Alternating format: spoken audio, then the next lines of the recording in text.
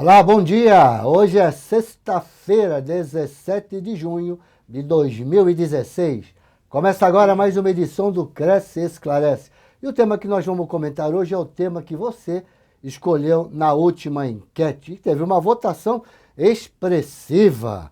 O tema será permuta, como se dá a negociação e os honorários. Para falar deste assunto, nós estamos aqui com um convidado que todos vocês já conhecem, porque ele tem um programa ao vivo aqui na TV Cresce, denominado Questão de Direito, que vai ao ar todas as quarta-feiras, 10 horas da manhã.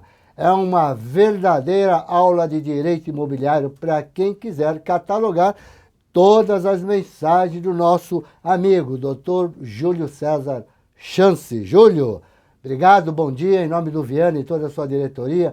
Agradeço a sua participação na nossa edição como um convidado especial, já que você, não é a pessoa que faz o programa Questão de Direito, já conhecido de todos os corretores brasileiros. Bom dia, Júlio. Bom dia, é um grande prazer estar aqui com o nosso grande amigo. E mais uma vez a gente convida realmente o pessoal a assistir o Questão de Direito, toda quarta-feira, das 10h30, uma aula de direito, é um curso de direito para os corretores aí.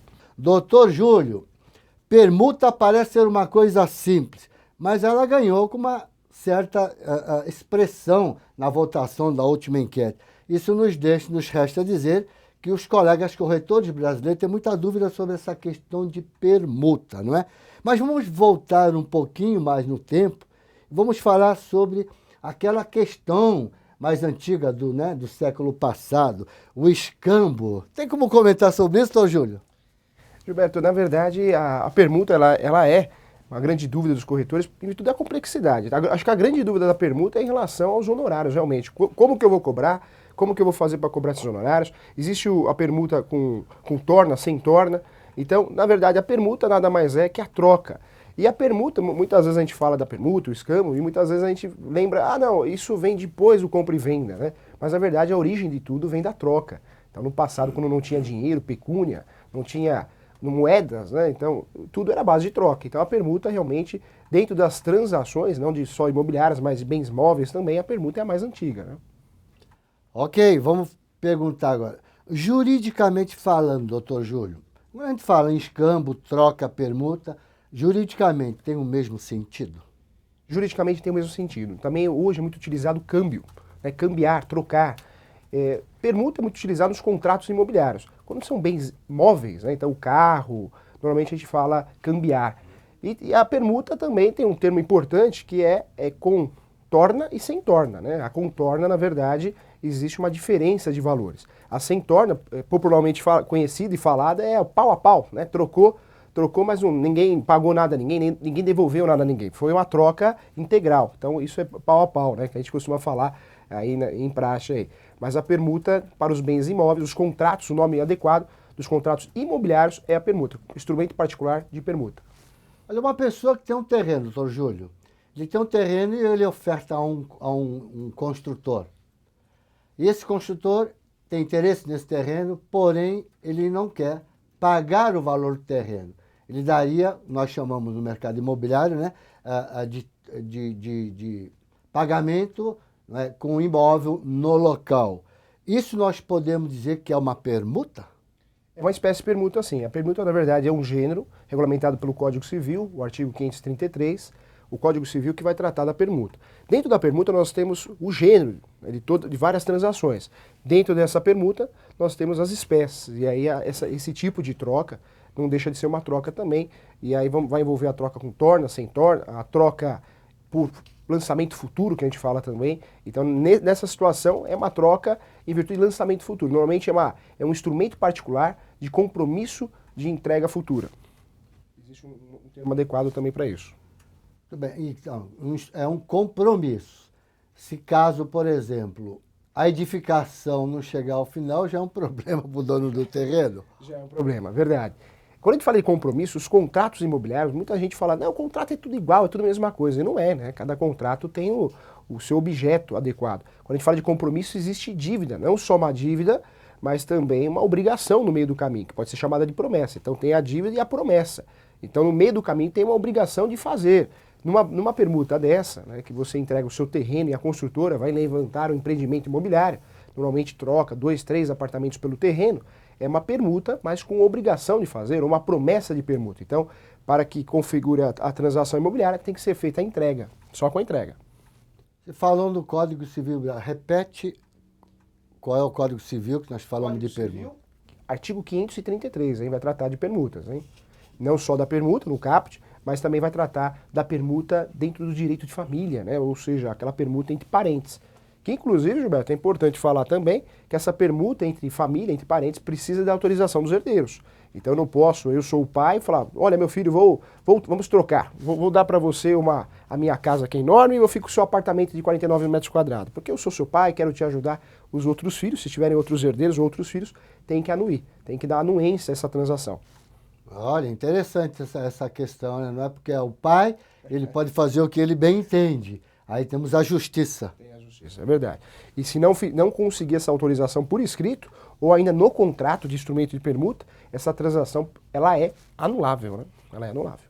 E nesse instrumento particular, seja ela de promessa, de compromisso, com obrigação de fazer para poder entregar lá o bem como pagamento, pode-se colocar algum tipo de garantia ou algum tipo de multa, alguma coisa, para garantir aquela pessoa. Imagine, você tem um terreno, né? Seja ela com alguma coisa sobre o terreno, uma casa ou um terreno limpo, e aí o construtor vai fazer o buraco, vai fazer sapato, vai subir até primeiro, segundo, terceiro andar, aí ele para a aula, fica aquilo lá parado, como é que faz? Então, para ele já não vai interessar mais, tá certo?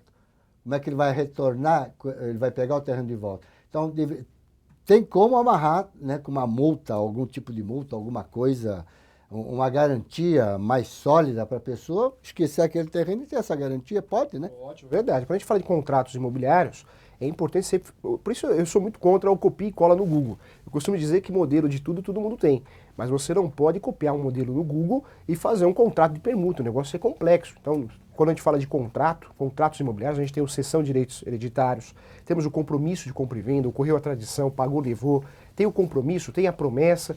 Todos esses contratos, até o de cessão de posse, inclusive o contrato de permuta ou um contrato de locação pela Lei 8.245, todo contrato merece muito respeito. Esse contrato tem que ser feito com muito cuidado, com muito carinho, inclusive em relação às multas, porque a multa deve existir, pode ser pactuada essa multa, mas não pode ser abusiva. Hoje, uma multa que não é considerada abusiva, até 30% do valor do imóvel, hoje, conforme a jurisprudência moderna, vem aceitando. Passar disso pode se tornar uma multa abusiva, né? Então a gente tem que pensar nessa multa abusiva, porque senão você coloca uma multa no contrato e não vai ter efetividade, aplicabilidade, né?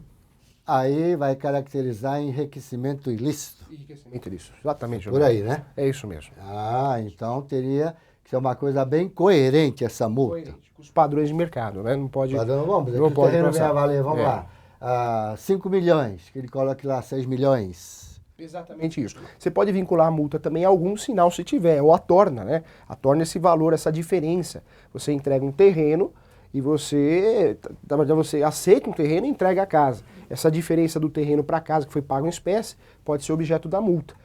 Importante dizer também que nos contratos imobiliários a gente tem a multa já do Código Civil. Na transação imobiliária fica mais fácil de enxergar, de compra e venda. Quando no Código Civil esclarece isso. Quando o vendedor desistiu da transação, esse vendedor vai ter que devolver em dobro. O comprador, quando desiste da transação, ele vai perder o sinal, na verdade, né? Vamos ver aqui, ó, permuta entre imóveis. Os corretores de imóveis, vamos dizer, estão 2 imóveis. Eu acredito que seja importantíssimo o corretor se atentar para ver o que fica e o que não fica, né? No momento que vai fazer a visita não é? Eu vou fazer a visita no imóvel, ele vem ver o meu, aí vou dizer que fica o armário, que fica a banheira, que fica isso, aquilo. Na hora de fazer a troca dos bens, o corretor tem que estar atento para ver se tudo aquilo que se comentou vai estar lá, né? Isso pode também colocar no contrato? Bom, Gilberto, verdade. Todo contrato imobiliário é complexo. Quando a gente fala de permuta, mais ainda, né? Então é importante fazer um contrato muito bem feito. Inclusive mencionando o que vai ser entregue com esse imóvel, né? Se vai as pertenças do imóvel, bens materiais. Então tem que ser muito bem discriminado isso. Inclusive o que não pode faltar é a questão da despesa imobiliária, né? Quando a gente fala de permuta, o Código Civil esclarece esse assunto. Todo imóvel acima de 30 salários mínimos, eu tenho que fazer escritura pública obrigatoriamente. Então, quando você vai fazer permuta, você tem que pensar que você vai ter o gasto com a escritura pública, vai ter o gasto ainda com o registro, que é um outro gasto, e você está falando não de um gasto, mas de 2, porque uma permuta vai envolver normalmente 2 imóveis, né? Exatamente. Agora, normalmente é assim, ó, declaração de bens, de imposto de renda, se dá, né? Normalmente se dá com a documentação. O que a gente faz? A gente leva para o nosso contador aquele documento, é uma escritura, instrumento particular que nós, né? Se eu vendi um carro, vou levar lá, né, a cópia de que eu vendi o carro, para quem eu vendi o carro, não é isso? Nessa questão, vamos dizer, se ficar num instrumento particular e vai passar de um ano para o outro, a pessoa vai declarar o que está no instrumento particular. Esse instrumento particular, quando é permuta, você teria, assim, podia dar uma ideia, qual é o título que nós utilizamos? É permuta mesmo? Permuta mesmo. Também é chamado também como câmbio. Permuta, câmbio, todos os sistemas são É utilizados. instrumento particular de permuta? De permuta, exatamente isso. E é importante numa transação de permuta em relação ao imposto de renda, sempre ter realmente contato com um bom computador, porque isso envolve na permuta se existe a torna ou não. Então, se tem a torna, normalmente a declaração é feita de uma outra forma. Se não tem a torna, é imóvel com imóvel, então isso não gera enriquecimento, né? É uma troca integral. E aí também tem um outro tipo de declaração. Então é importante sim, desse tipo de declaração, ter um bom contador para fazer esse acompanhamento. É porque normalmente, quando nós estamos falando nessa questão de dois imóveis, mas na verdade, vamos dizer assim, quando se lavra a escritura de um para outro, eu não sei como é que o cartorário ele cita, mas ele deve citar numerários. Então é como fosse, eu vendi para você, não é? E você comprou o meu. Uma coisa fica meio esquisita, né? Porque ele não coloca, né? Não faz apenas uma escritura. Na verdade, a gente fala permuta, essa troca, né, quando ocorre na integralidade, mas para fins de cartório, de registro de imóvel, o cartório é compra e venda. Então o cartório, porque muitas vezes não é da mesma competência, são cartórios diferentes, então para o cartório não deixa de ser um registro, é uma compra e venda e você vai pagar como registro realmente. Ocorreu a alteração dos dominantes. Quem tem o domínio? O proprietário, que tem o registro. Então vai ocorrer essa alteração no registro, então como se fosse compra e venda. Numa negociação, por exemplo, estou comprando um imóvel, né, vamos dizer assim, nós vamos permutar dois imóveis, porém, um tem um valor menor, o outro maior. Vamos colocar aí 25%, 30%. É permuta? É permuta. É permuta. Aí entra aquela relação de torna, né? Ah, professor, o que é a permuta com torna? A permuta com torna, na verdade, não ocorreu a permuta na integralidade, que é aquele papo pau a pau, né? Aquele termo vulgar que todo mundo utiliza. Então não ocorreu a troca pau a pau. Então, na verdade, essa permuta, na verdade, tem uma diferença de valor. Eu entrego um apartamento, estou ficando com a casa, mas eu pago 200 mil de diferença. Então, isso é a permuta com torna. Existe a permuta sem torna. E a permuta sem torna é aquela permuta que ocorre na integralidade. Troca realmente sem diferença de valor pecuniária nenhuma. Então, vamos agora à pergunta da Luísa. Ela diz assim, em uma permuta, como funciona para calcular a comissão, os honorários? Vamos usar a palavra honorários, não comissão, Luísa, ok? E os impostos, quer dizer, qual valor utilizamos? Deu para entender? Apesar que ele não é contador, é advogado, mas o advogado gosta de pesquisar, certamente ele está preparado para responder essa pergunta, né, doutor Júlio? Numa permuta é importante sempre você ter em mente fazer um bom contrato. E aí entra a questão que o Gilberto falou, essa questão das pertenças desse imóvel. Vai com as coisas ou vai sem imóveis, né? Então é importante esclarecer essa situação. É importante também esclarecer a situação de despesa. Quando a gente fala de transação imobiliária, temos várias despesas, né? Nós temos que pensar na escritura pública, que é o tabelião que faz. A escritura pública, obrigatoriamente, acima de 30 salários mínimos, segundo o Código Civil, tem que ser feita por escritura pública. Então não tem jeito, tem que fazer por escritura pública. Por mais que algum advogado, algum corretor, a imobiliária fez um instrumento particular para amarrar o negócio, uma proposta, um aceite, um contrato preliminar, um pré-contrato, não importa, vai ter que ser feita uma escritura pública. Então, tem que ficar bem claro nesse contrato, a escritura pública, quem vai pagar, também a despesa do registro. Se eu estou falando de permuta, vou ter isso vezes 2, né? Porque são 2 escrituras públicas, 2 registros, então eu vou ter que calcular isso, essa despesa. Lembrando também que todo imóvel, quando eu faço uma transação imobiliária, eu tenho que quitar tributos, né? Então eu tenho tributo para quitar. Então olha quanta despesa você vai ter. Então isso precisa ficar bem ajustado dentro do contrato de honorários. De honorários do corretor e também do contrato do instrumento particular.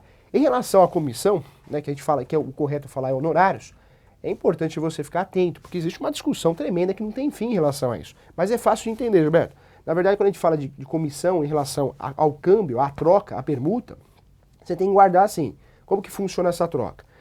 O correto e a jurisprudência, nosso Tribunal de Justiça de São Paulo e outros tribunais de outros estados vêm defendendo isso, que na permuta, o correto, o corretor, claro, existe uma discussão comercial, né, se o cliente vai aceitar ou não, mas é importante você saber que é um direito seu, e aí vem de você negociar com o cliente, que você, numa permuta, numa troca, a comissão, na verdade, é 6% num imóvel e 6% no outro. Por quê? Porque a permuta equivale à compra e venda de 2 imóveis. Então você teria que ter comissão de 6%, né, a sua comissão, os seus honorários, a respeito de um imóvel e do outro também. Isso a permuta integral, né, aquela pau a pau, o termo que a gente utiliza na prática. Na permuta com torna, aí pode existir uma diferença. A permuta pode ser negociada só em cima do valor da torna. Então, a permuta, na verdade, não tem uma regulamentação. O correto é, quando ocorre uma permuta, é ter realmente a cobrança de 6%, né, ou seguindo a tabela do Cresce, pelo menos em cada imóvel. O correto é isso. Mas a gente sabe que vai ser negociado, né? Na prática é muito negociado. Normalmente é 6% e os dois dividem, 3 para cada um, né? Viu, Luísa? Entra no site do Cresce São Paulo, vê lá, tabela de remuneração, você vai ver, encontrar a nossa tabela. E na nota 1, salvo engano, na nota 1, ela fala sobre permuta. É exatamente como o Dr. Júlio está explicando. Inclusive, vou complementar uma questão. O corretor, quando ele está vendendo um imóvel que está financiado, tem muita gente que tem dúvida. Por qual valor eu cobro meus honorários? Olha, pelo valor que você está vendendo o imóvel, independentemente se está financiado ou não. Ok? Você está vendendo um bem, vamos lá, de 500 mil reais, a pessoa tem deve ainda no banco do financiamento 200. Ele não vai cobrar sobre 300, ele vai cobrar sobre 500 mil. É o valor da venda dele, não é isso? Que ele tá alienando o imóvel de 500 mil reais. Então ele vai cobrar 6% sobre os 500 mil reais. Então tem gente que tem essa dúvida, mas não é para ter dúvida, é pelo valor total. Vá na tabela, você vai ver toda esta questão. Ok, gente? Vamos lá. Aquisição de um imóvel novo, Júlio, né? Com dação de... Não sei se está correto isso. Dação de pagamento. Então, vamos lá. Eu vou comprar um imóvel novo, mas vou dar o meu usado como parte de pagamento. Não sei se a palavra certa é essa. Coloquei aqui dação, porque tem muita gente que fala dação, né? Equivalente mais ou menos 30% do valor novo ou 40% do valor novo que eu estou comprando, vou entregar para o construtor. Aí vem a questão da transferência da documentação. Normalmente a construtora fala assim, não, nós vamos colocar a venda, quando vender, você transfere. Aí começa a ficar complicado o imposto de renda. E se não vende e passa 2 anos, começa a complicar mais ainda, né? Começa a complicar mais ainda. Por isso, qualquer transação imobiliária, Gilberto, tem que ser feita com muito cuidado, com muito carinho, tem que ter corretor no meio. O corretor é responsável pela transação imobiliária, não pode faltar, é o profissional da transação imobiliária, tem que ter um bom advogado. Não adianta, né? Ah, mas eu vou economizar com o corretor, vou economizar com o advogado. Vai sair caro, né? O prejuízo vai ser grande. Precisa também, numa transação imobiliária, você ter um bom contador, porque cada situação existem isenções também. Numa permuta é importante você entregar os documentos adequados ao contador. Então não tem jeito, a gente precisa de ajuda. Aí eu costumo dizer que cada macaco no seu galho mesmo, não tem jeito. Ninguém faz tudo, né? Nós precisamos de profissionais adequados. Nessa questão da dação em pagamento, é importante lembrar que a dação de pagamento nessa situação também é uma espécie de permuta, de troca. A permuta é o gênero de várias espécies, entre essas espécies a dação em pagamento. Então quando você também dá um imóvel, né, como parte de pagamento, dação em pagamento também se configura como permuta. Meu amigo professor Fernando de Queiroz, lá de Fortaleza, viu?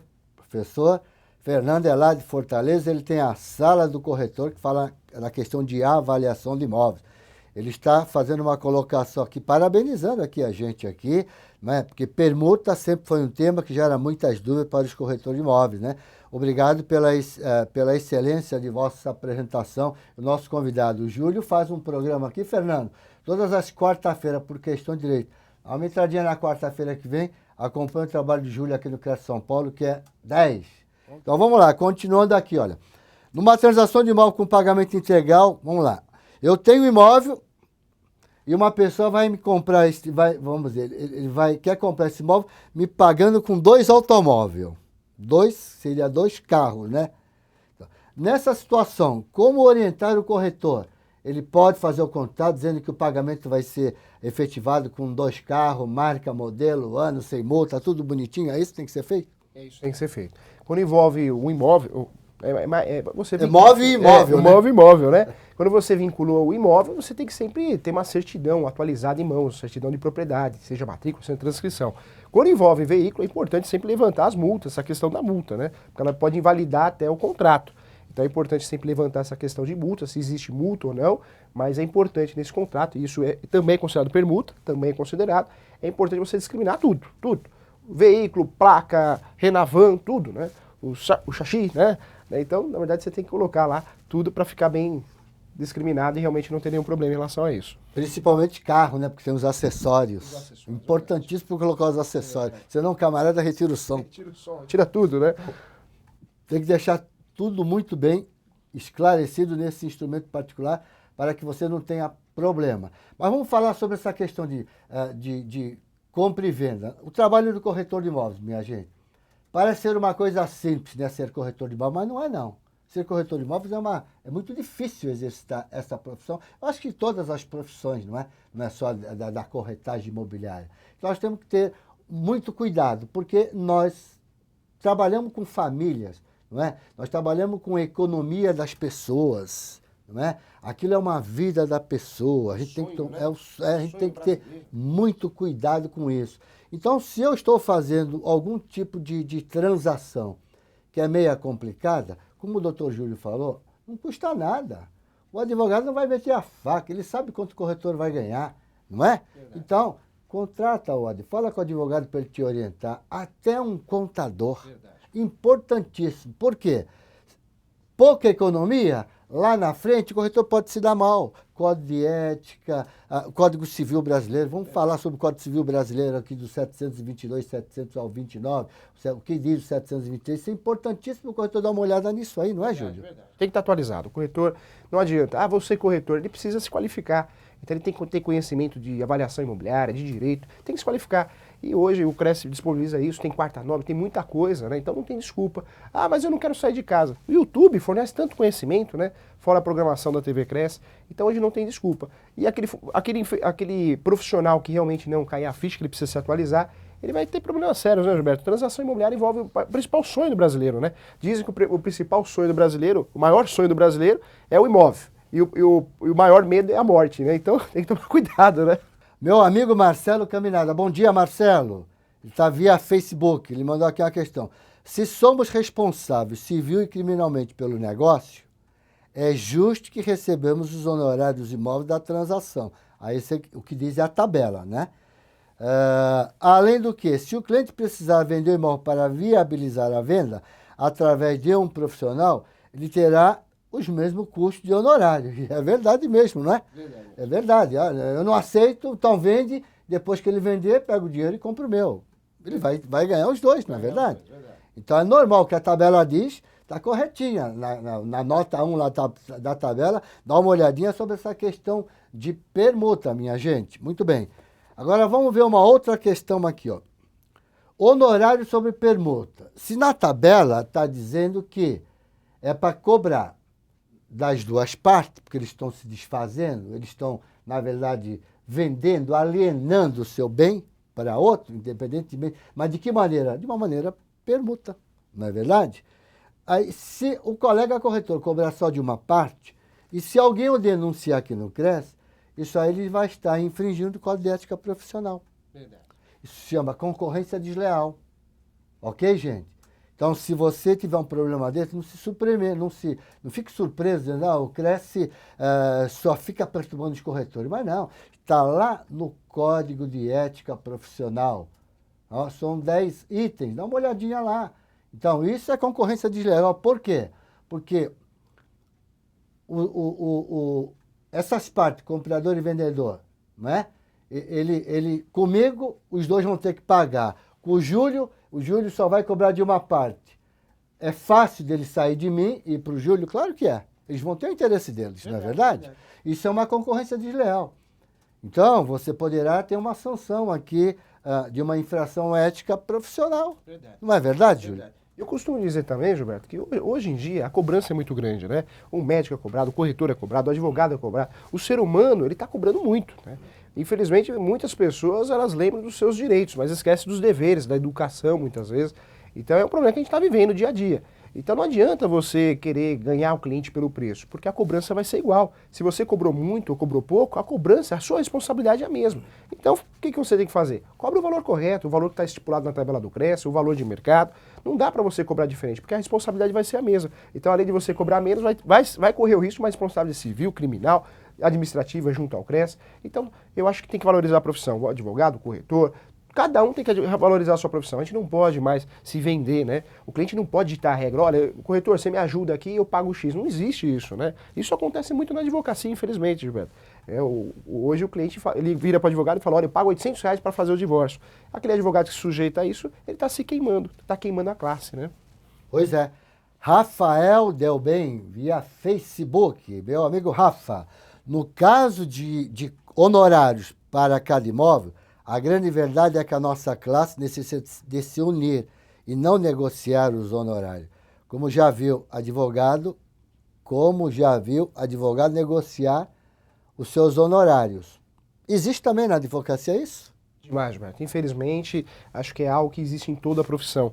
A única profissão que eu vejo ainda que consegue manter um padrão é a medicina, né? O médico ele consegue, né, cobrar consulta, quanto ele quer, em virtude de conhecimento, de desejo do cliente. Mas o corretor, o advogado, vive isso dia a dia, né? Então, infelizmente, hoje o cliente impõe um valor. E, infelizmente, todo mundo precisa trabalhar. Mas você não pode sujeitar isso porque vira um mercado realmente desleal, né? E isso vai queimar a profissão. Como aconteceu com várias profissões, né? Tem o alfaiate aí hoje. Dificilmente você conhece um alfaiate, consegue encontrar um alfaiate. Por quê? Porque caiu em desuso praticamente, porque ninguém quer pagar o que vale o serviço de um alfaiate. Então, não é justo. A gente tem que defender a nossa profissão para que ela não suma, né?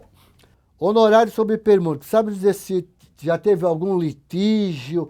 Qual foi, então, a decisão judicial? Que um não quis pagar o honorário, outro pagou pela... Tem alguma coisa disso?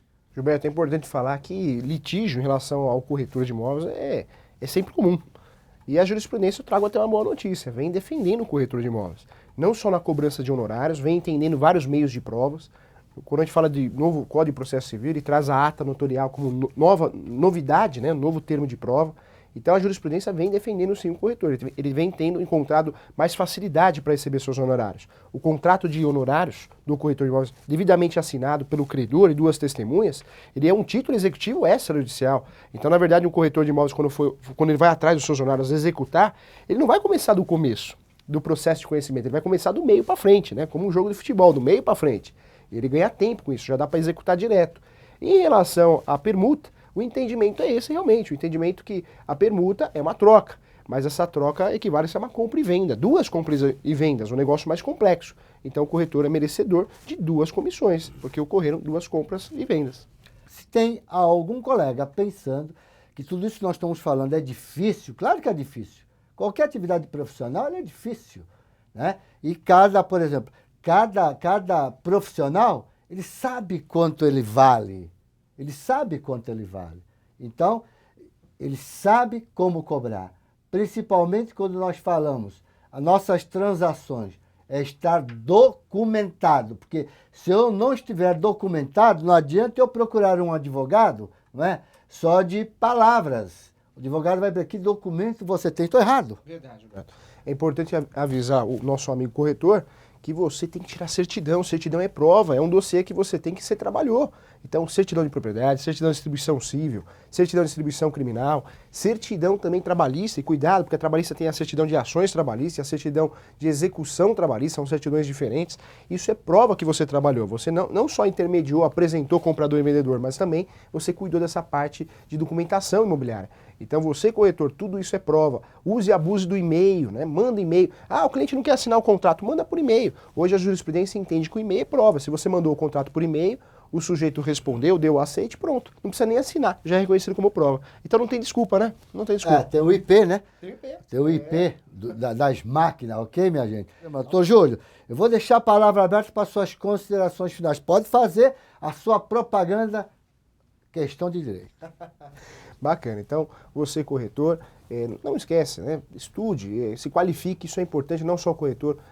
Hoje não tem mais desculpa, hoje tem YouTube, tem TV Cresce, você tem meios, né? E quando a gente fala desses meios, são meios gratuitos, então você não vai gastar. Mas você que deseja ser um grande profissional, o caminho é você estudar, se qualificar. Então, faça isso. É importante para a sua carreira, para o seu sucesso. E aí, volto a convidar, não vai perder toda sexta-feira, né, o Cresce Esclarece, um programa sensacional para você, para esclarecer dúvidas, e também não vai perder o programa do professor Júlio, toda quarta-feira, das 10 às 10h30, é aula de direito para você. Convida o colega, vamos divulgar aí os nossos programas aqui pelo Facebook, também pelo WhatsApp, são programas feitos com muito carinho, para você, né, Gilberto? Muito carinho. Então, a todos vocês, muito obrigado. Um bom final de semana para vocês, ótima sexta-feira, mas eu espero você na próxima sexta-feira. Tchau, um abraço grande.